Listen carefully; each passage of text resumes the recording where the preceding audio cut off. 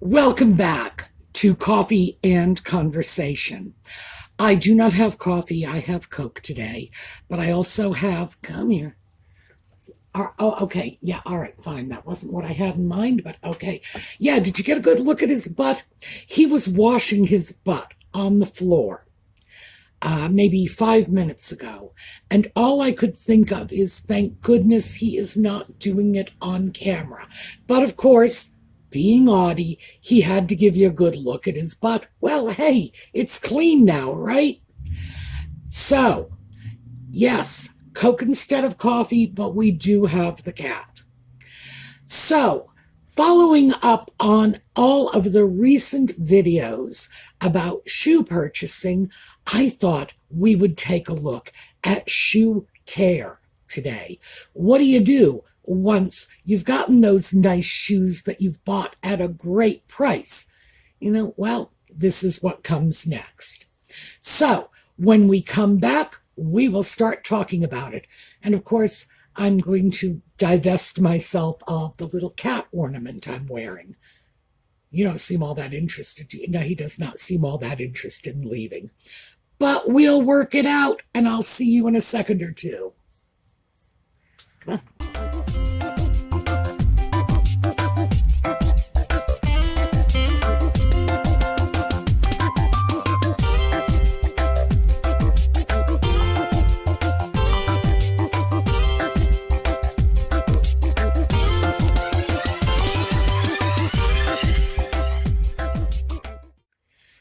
So before we get started, let me tell you about this. This is a vintage Chanel scarf, and it's silk and wool, meaning it is very warm. So if I decide to wear it as a kerchief, the way the Queen did when she was walking around in Balmoral and Sandringham, it's going to be very, very warm. It's also the first of my Queen scarves. This is the one that started the Queen scarf collection. So, yeah, I thought I would take her out for a spin today. The other thing I want to introduce you to is this. Let me see if I can get that all in the camera. There we go. And this is one of the things we are going to be talking about today. A lot of people today, young people especially, have never seen one of these before. I'm pretty sure older people have, because this is what is now called a shoe stretcher and what used to be called a shoe tree. The reason for that is years ago, you didn't get a choice of stretchers and trees. It was one beast that did both jobs. And I remember my father had pieces like this. My mother did as well. Hers were quite different. She had women's shoe trees. I do not wear those pointy-toed spiked shoes like my mother did back in the 50s and 60s. So this is a man's shoe stretcher. And as I say, now it's a shoe stretcher. I'll show you a plain shoe tree in a bit. But the way this works is you have two adjustment devices. This one, which adjusts this portion, and it's swinging loose here. You twist it. And let's see if we can do this. I'm sure you'll see it. What will happen is this piece, and this fits in the heel of the shoe, will start to move over here. In other words, it will work to put pressure on the shoe lengthwise. So if a shoe might be a little too short, it can add a little length. This one, and I'm going to twist it. You're not going to be able to see me do that, but I am going to be twisting this crank. And if you notice what happens, because this is a split piece, these two sections will begin separating. Now, it's a gradual separation, and you want that. because you never want to stick something like this in your shoe and figure, oh, I'm just going to change my 9 narrow to a 10 wide in one fell swoop. So let me show you. Here's a shoe, and I've brought you through the whole process of this. I spoke to you when I simply had these shoes on order, then when they came in, and if you'll recall, I got 3 pair of Oxfords and said at the time I was only actually keeping 1. This is the one that stayed. So what happens here is this goes in to the shoe. Oh, and our little friend, this heel piece, I probably shouldn't have tightened that up. The heel piece slips into the heel of the shoe, and now I'm going to have to turn that the other way to loosen it a bit so that it will actually fit in. All right, there we go. Now, this is what you start off doing. So let me get it over here so you can see. I am adjusting this until the heel piece is up against the back of the shoe. Now, the toe piece is at the front. So we'll just do this until we get some resistance. I have no need to change the size of these shoes. That is not what I'm doing. Even though, yes, it is called a shoe stretcher, it's not what I'm doing with it. So we've got resistance here. That means that within the shoe, the toe part is here at the front and the heel part is secure. Now, I am opening that little separation in the toe portion. And I'm going to do it until, see, I keep my hand on here so that I can feel the wood inside the shoe. And I am going to separate it until it becomes difficult, until I not only get resistance, but I want to feel that wood block on either side of the toe of this shoe. So, given the fact that I am, I'm losing my scarf here. Given the fact that I'm fine with the size of the shoe, you may well be wondering why I am doing this. Well, these are old-fashioned shoes, which is part of the reason I wanted them in the first place. But there is a downside to old-fashioned stiff leather shoes, and that is, of course, they're stiff. And I would like to be able to wear these shoes in comfort. Now, they fit, they are the right size, and they are comfortable. Because I don't believe in buying shoes that are not comfortable from the get-go. But I want to add a little flexibility to the leather. The leather is quite stiff, so all we're doing with this is just making the leather a little more pliable, stretching it out a little bit so there's a little bit of wiggle room in there. Now, ordinarily, you will get that automatically simply by wearing your shoes. You know, I could wear these shoes very easily with great comfort if I wanted to wear them right now with a pair of nylons. I know, does anybody even wear nylons anymore? No problem, because they are the correct size. However, I think I would like to wear these with wool socks, so I want a little more room to play.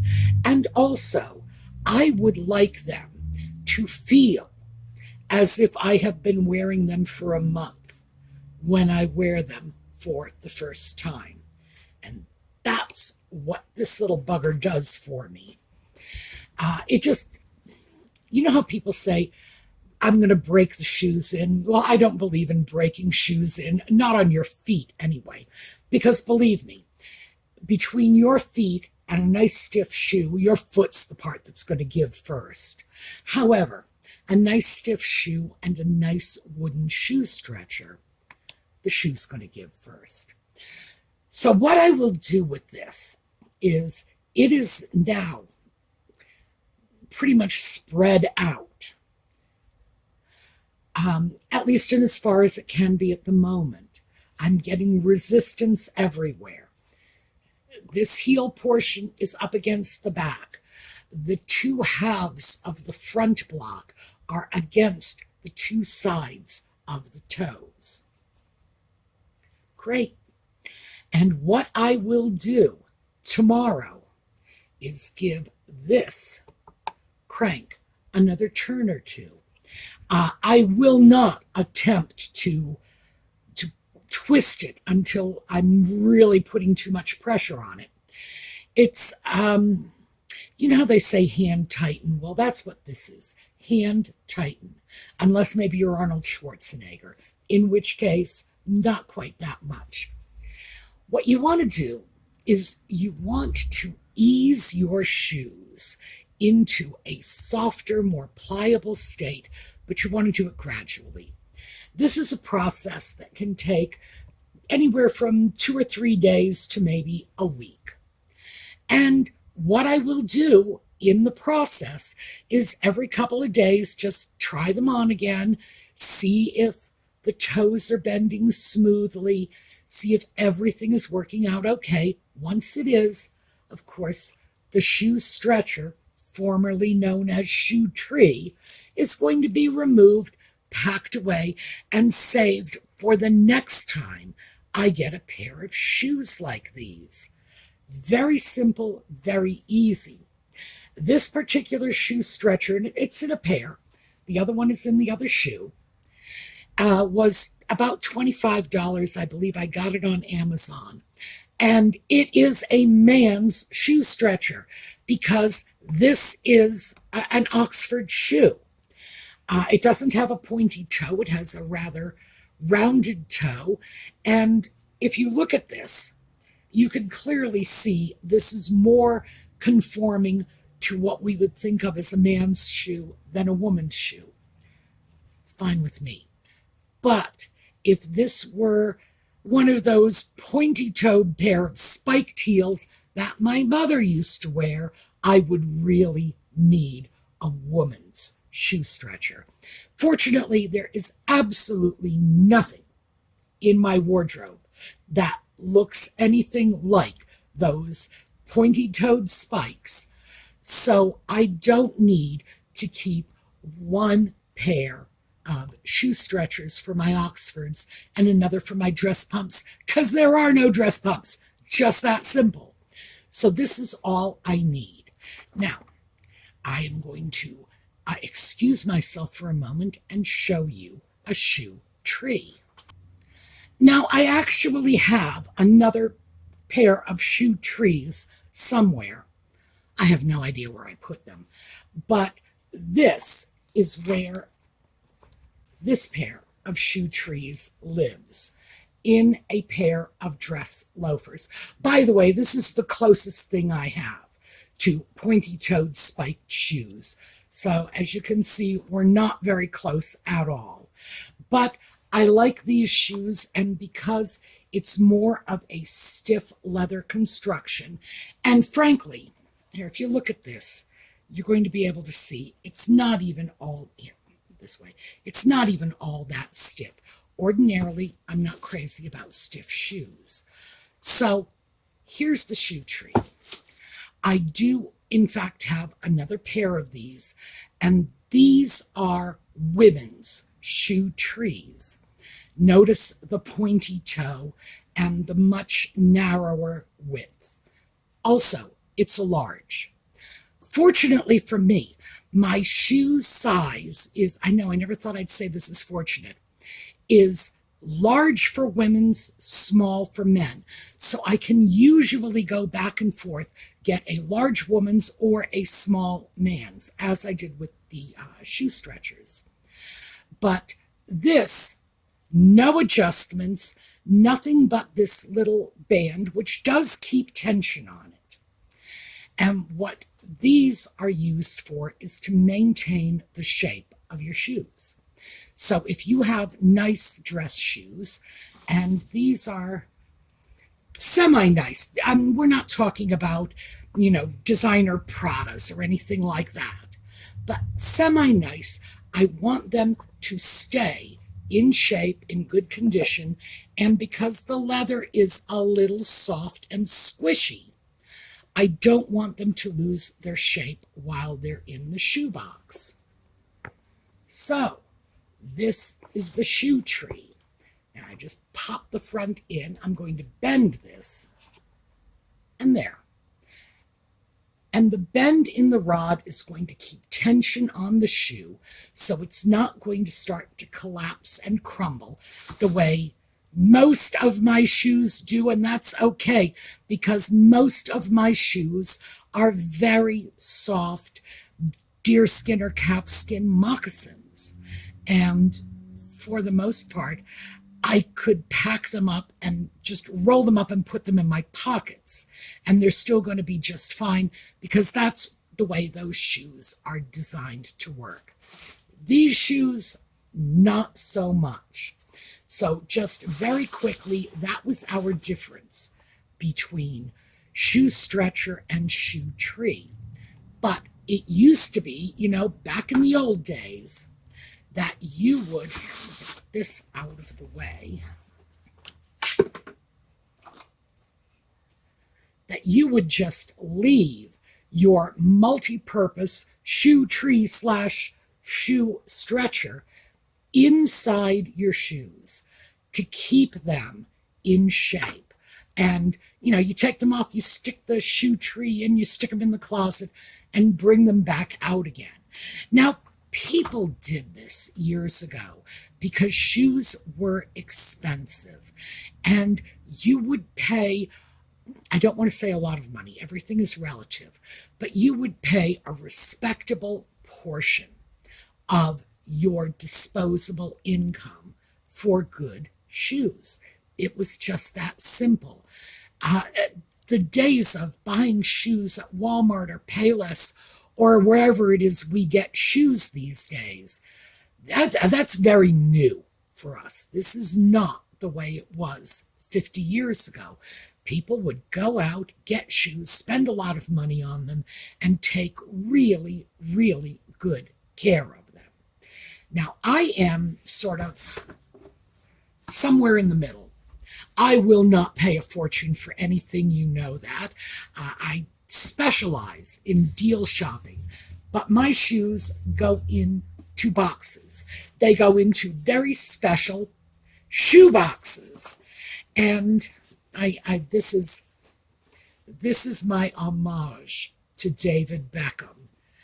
Little labels on the shoe boxes telling me what is in here, and these say tan loafers. And by the way, those loafers are kind of brownish, but because I have other dark brown shoes, these are designated tan, and yes, color-coded.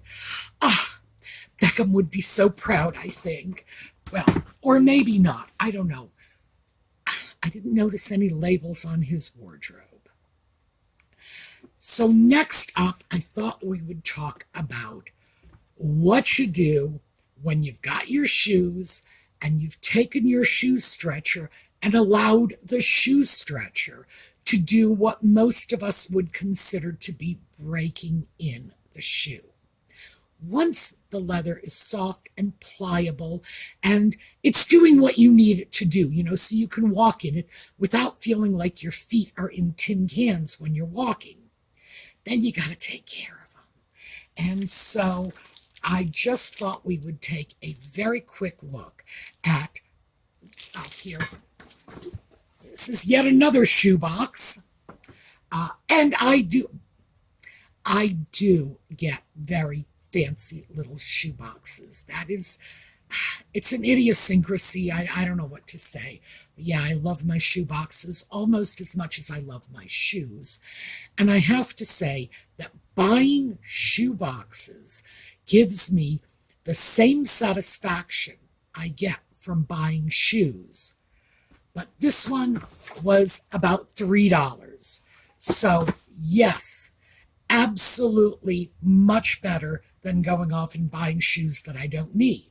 So I want to show you what I have in here, and we're starting off with a leather conditioner.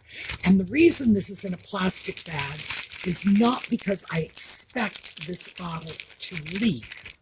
Yeah, I say that as I've got leaky stuff all over me. Well, I guess my expectation and the reality are two different things, because it does seem, here, Kleenex, it does seem the bottle is leaking a bit. Ew. And it's not because I expect this to leak, because frankly I did not, and it is. But just in case, and as you can see, the just in case paid off, because it was definitely leaking into that bag. This is a leather conditioner. Now, the shoe, this one that I just showed you, has a very small bit of leather on it, right here along the saddle of the shoe. By the way, I think that's probably how they ended up being called saddle shoes in the first place. This section is a very good place for leather conditioner when you're cleaning your shoes. And if you're conditioning your shoes, you will take out the laces. For me, I will tuck the tongue deep inside the shoe, because remember, tongue and the rest of this is suede. The leather conditioner would go on this part only. This is rubber, the bottom portion. Leather conditioner won't harm it, but it certainly won't do it any good. However, I will not want to get any leather conditioner at all on the suede. Won't want to happen. So, this is something I do. Theoretically, I do it once a month. In reality, I probably do it somewhere in the range of 3 or 4 times a year, and it will depend on how often I'm wearing my shoes. For the shoes I wear every day, yeah, probably once a month, but for other shoes, not so much. These shoes are going to be a dream to clean. All they have are a few little bitty lines incised into the bottom of the shoe, and a thumbprint of leather conditioner on it. A few little lines, so there's going to be no difficulty in cleaning these. Let me see what the bottoms of the other ones look like. Okay. Shoe stuff. So much stuff I have here. All right. These are a better example of what modern shoe soles look like. We have, my goodness, it looks like we might have a basket weave pattern going on here. If these were shoes I wore every day, at least once a month, I would be pulling these out and scrubbing these little indentations out with a toothbrush. That's simply what I do in order to get the residual dirt out. And of course, I am putting them into pretty boxes, so I don't want to be housing all manner of debris and heaven only knows what that I might have picked up outdoors. But you clean the junk out of the soles of your shoes, and then I'm going to stick with this shoe with something like this. Let me get one of these. All right, this is a nice shoe brush. Scrub that up just to get the dirt and the dust out of all of this. These are penny loafers, and so as you can see, you could just stick your finger right under there, and that means if you can stick your finger under there, dirt and dust can get under there. So just dust these little buggers off, and then I would polish them. Yeah, I would polish them. I was going to say polish them if necessary, but I would polish them period, whether it's necessary or not. Let me see what I'm reaching. Okay, not with this. This is navy blue shoe polish, but I would dig out the tan shoe polish, the lighter brown shade, not this one, but I'm going to show you this because this is the one I dug out. And this is what I use. It's a cream shoe polish. And you can apply it with a brush, with a rag, whatever suits your fancy. I have other brushes as well, in addition to that nice little one, a big shoe brush. And keep in mind, my shoe care came from my father. He's the one who taught me how to do this. So when I deal with shoes, I deal with this the way my father was taught to do it in the service in the Second World War. By the way, the United States military has not changed their minds about this because my brothers were taught to do it the same way 30 years later, and from what I understand, even today, this is how the military is teaching people how to deal with their shoes. So you get the polish on, you rub it in with your rag. Oh my goodness, I didn't show you my rags. Here, my exciting, brightly colored shoe polish rags. I'm showing you this one because it's a new clean one. The other ones are a little embarrassing. Wipe it in, buff it up, wipe it down, and you are done. What the shoe polish will do is, in addition to covering any scratches or scrapes on the shoe, which is why I have navy blue, because I have some navy blue shoes, and it's why I wouldn't put it on these. If these got a few nicks or scrapes or scratches, that shoe polish would just fill them in, cover them up, hide them. Everything would look nice and la-di-da. And it also provides a layer of protection. You know, the shoe polish is, well, it's like a layer of wax. There is a lot of wax in shoe polish. There's wax in leather conditioners, but it does offer protection. Now this, by the way, I have another one of these. What is this?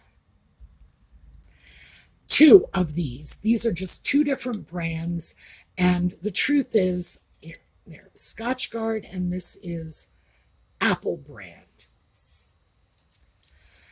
This is the stuff that I will use later when everything is all said and done and the shoes are polished and buffed and I'm happy with them. Then I'll just toss on a quick coat of either one of these. This one I think is my current favorite, just to ensure that they are reasonably waterproof. Now, suede. You don't polish suede. I don't know where my suede brush is. My suede brush, where is that bugger? It looks a lot like this brush. In other words, it's the same shape. It's a little smaller. The bristles are sort of off-white. And I would just brush the suede in the direction of the nap. And that's easy to determine. All you have to do is just feel your shoes. Which way does it feel rough? Which way does it feel smooth? In this case, this is how we're doing it because this is the direction of the nap. Brush any loose dirt or debris out of the suede. You are not going to polish your suede. No. But you can use a product like this. I don't have a lot of confidence in this. This is a shoe that is not going out in the rain with me. Not until I can find a good water repellent that I feel comfortable with. And even Scotchgard, even though it's been on the market for a long time, I'm still not 100% sure of it. Now, I'm running out of space here. With a pair of shoes like these, this is the back inside. This is about the area I would use to test a water repellent. So, the Scotchgard, I would spray it on my finger and just rub it in here and wait and see what happened. The reason for this is different waterproofing chemicals can have different effects on suede, on fabric, on nubuck, on any kind of soft surface like this fabric. Now this is leather, of course, but it's a fabric-y feeling leather. So you test in a very inconspicuous area. Shoes like these, well, it's hard to say. You know what? I take that back. What I will do when I decide I want to try testing Scotchgard is I will pull the shoe stretcher out and I will test it on the inside of the top of the tongue, the area that is covered by this little saddle bit that holds the lacings. That's where I'll test it. Because even if it does stain, that's an area that will never be seen, whereas this little area here might. So yeah, good. I found a new test area. Always test whenever you're doing something like this, because you don't want to ruin your shoes and you end up spraying a waterproofer all over suede shoes, and you can find that what you formerly thought of as your nice tan shoes are now nice dark brown shoes and not at all what you had in mind.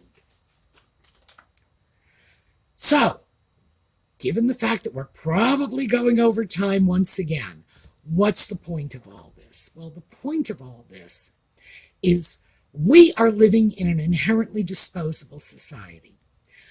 We buy stuff, it starts to look shabby, we don't want it anymore, we throw it away, we buy something new. With good shoes, it's too much of an investment, and I don't just mean in terms of money, I mean in terms of comfort. And also, if you're like me, a big piece of your wardrobe is built around your shoes. And you pull out a pair of shoes, and suddenly you're looking around saying, well, there's a pair of slacks I can't wear until I replace those shoes. So it is an investment. It's an investment in time and comfort. You've been wearing the shoes. They feel good. They are conforming to your feet. They are comfortable. You know how to walk in them, etc., etc. So just throwing them away when they get to be a little shabby looking is not really an answer. So caring for them instead, so that they don't get shabby looking, so that they are going to look good and new and fresh, and you won't be embarrassed wearing them for as long as humanly possible. That is what we need to be looking at, and not just, I'll give this a few wears and toss it. Because frankly, we talk about fast fashion all the time in terms of blouses and slacks and dresses and the flimsier garments that we wear.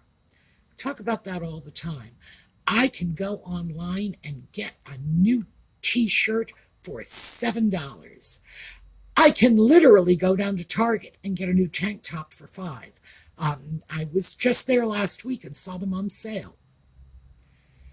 So if it becomes problematic, if it gets a stain on it, if it gets a little out of shape, if we haven't taken care when we've been laundering it, if we haven't folded it up carefully enough, when we put it away, etc., etc., what's the big deal?